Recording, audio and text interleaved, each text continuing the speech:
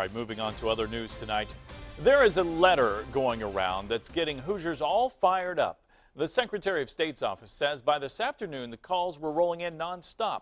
People want to know how an out-of-town organization got their hands on Indiana voting records. RTV6 reporter Ebony Monet joins us live with how this could happen to you. Ebony.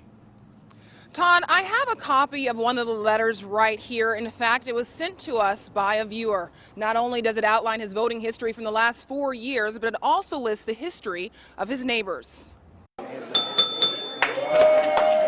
Indiana voters are getting notice. Their voting records are being tracked. What was your reaction when you got this in the mail? Well, it was kind of unusual. I was kind of surprised at it.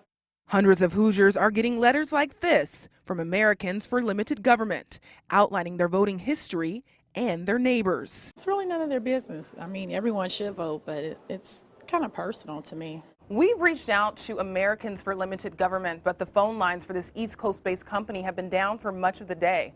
According to the website, they're an aggressive, nonpartisan group, and like the name suggests, they're out to expose and prevent the expansion of government. What bothered me on the thing was that one of the ladies that passed away a couple of years ago was on the list, and my daughter was on the list and hasn't lived in our house for 10 years.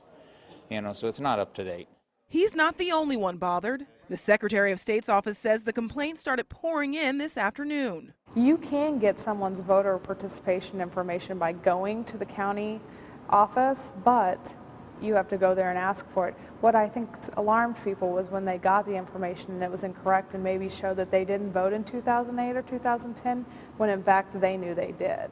Even with inaccuracies, officials say the letters don't break any laws, only offering information that is already public.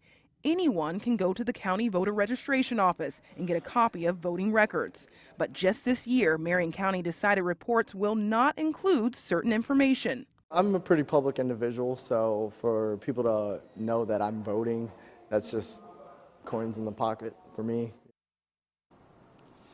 As for the state voter database, access to that is limited to certain groups like state political parties and the media. And if you get one of these letters, officials ask that you simply throw it away. Reporting live downtown, Ebony Monet, RTV6. All right, so what happens inside that voting booth isn't necessarily private all the time. Ebony, thank you.